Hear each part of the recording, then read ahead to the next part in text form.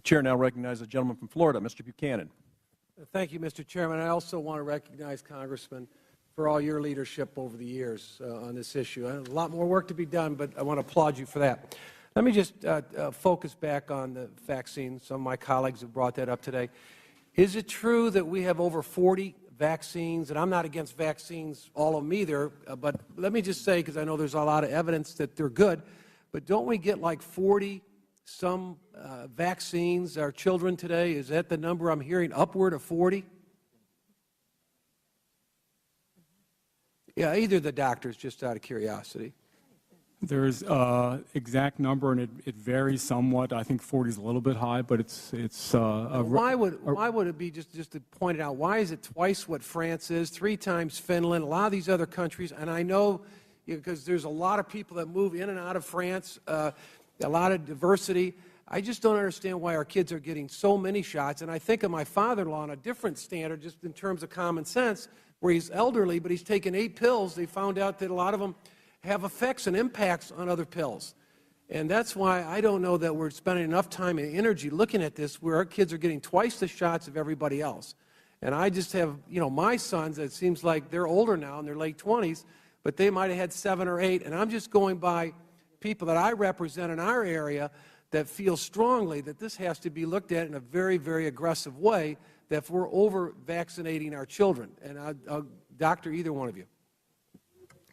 We know vaccines save lives. There was a recent analysis that was presented at the pediatric meetings in April, and I actually have the numbers from that, where it was estimated that 42,000 lives were saved, 20 million cases of disease were prevented, and $13.6 billion in direct medical costs were saved, and that's for each birth cohort.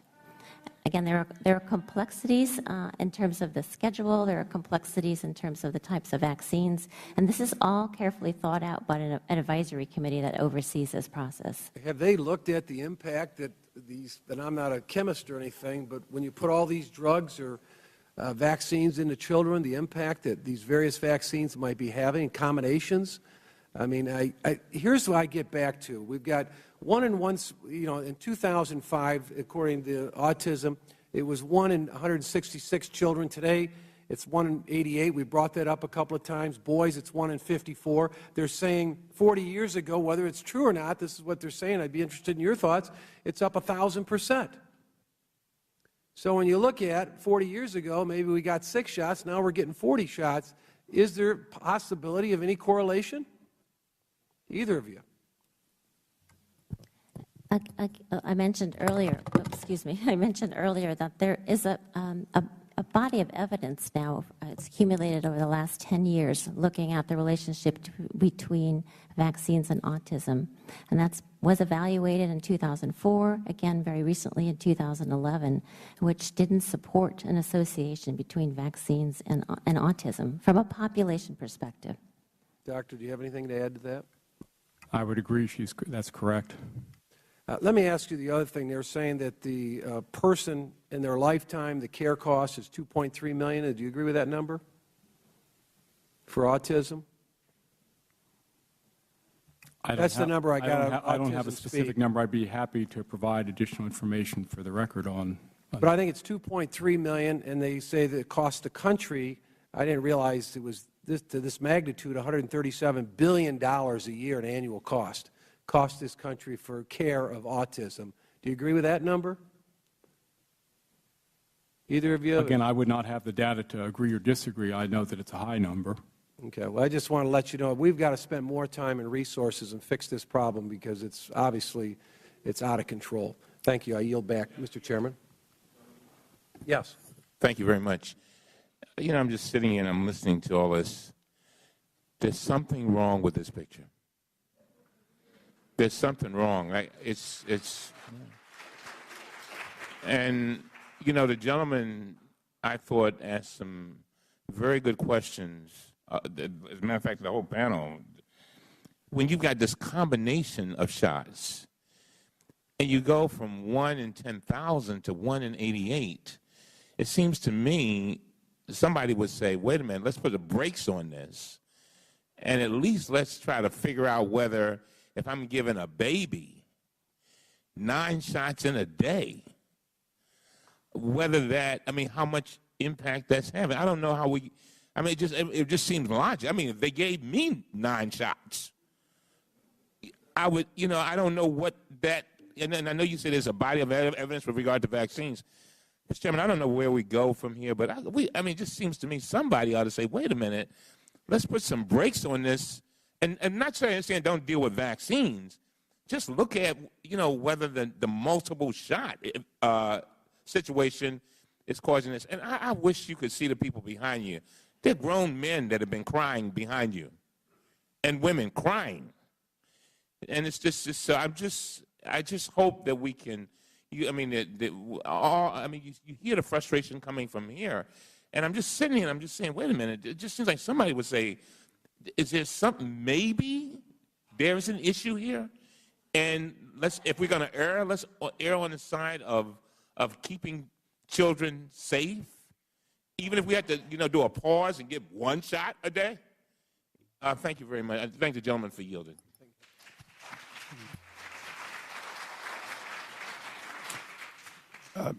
If I may take a liberty of the chair for a moment, it is our intention to include in future hearings, and the gentleman from Indiana is here, a narrow but specific request, and I put both of you, even though you may not be the witnesses, of the question of drug interactions where the FDA approves individual drugs and individual vaccines, but by definition does not necessarily thoroughly study interactions of any sort that can happen with 1, 5, 9, 20 different ones.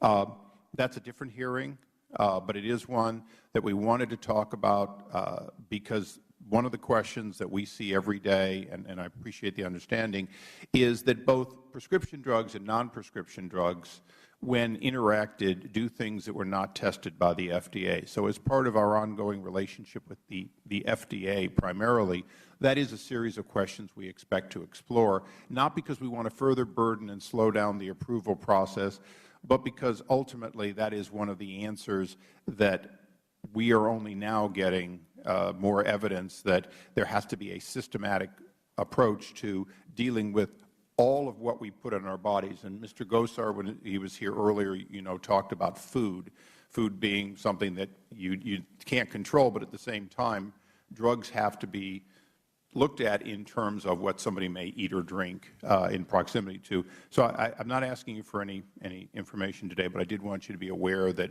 we have done a number of things with FDA, and we do intend on going down some path related to that, and I thank the gentleman for bringing it up. We now go to the distinguished and patient gentleman from Utah for 5 minutes, Mr. Matheson. Well, thank you, Mr. Chairman, for holding the hearing, and thank you. I'm not a member of this committee, and I appreciate your allowing me to sit in and participate in today's. Well, you may tell your friends, this is a committee that represents all jurisdictions of all parts of the Congress, so we would be loath not to include people from the other distinguished committees that we often ask the same questions on the same subjects with. I certainly appreciate that, Mr. Chairman, ranking member, and I appreciate the witnesses being here today. We've heard a lot about the 1 in 88 number. I come from a state where it's 1 in 47, and I've heard a couple of other members ask questions about differences in incident in different regions, and I'm one that represents a state that's sort of at the one end of the scale, from Utah. And I've heard a lot about this from my constituents, and I've always been an advocate for responsible funding and research for NIH to try to figure out what's going on with this issue. I'd like to ask both of you if you can tell me, based on your organization's research, have you been looking at these geographic disparities, where a state of Utah is 1 in 47 instead, and can you offer me any information that helps me understand why my state has a different number from the national average?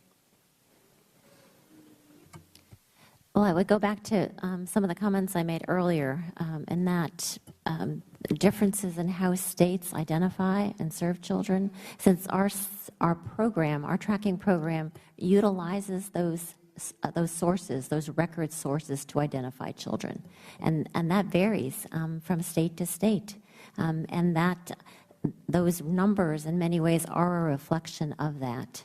Some of our states don't have access to education records, and since we are dealing with 8-year-old children or school-age children, and they're served through IDEA and special education, that makes a difference as well. Can you tell me, though, I appreciate there may be differences in methodology for collecting, but is my state better at it? Is that what you're telling me? Or is there something else going on in my state? Has there been any conclusion to these studies that talk about how things are done differently in different states? So we are looking at both differences in how children are identified, as well as differences in risk factors across states to try to get a better sense of that. Is there a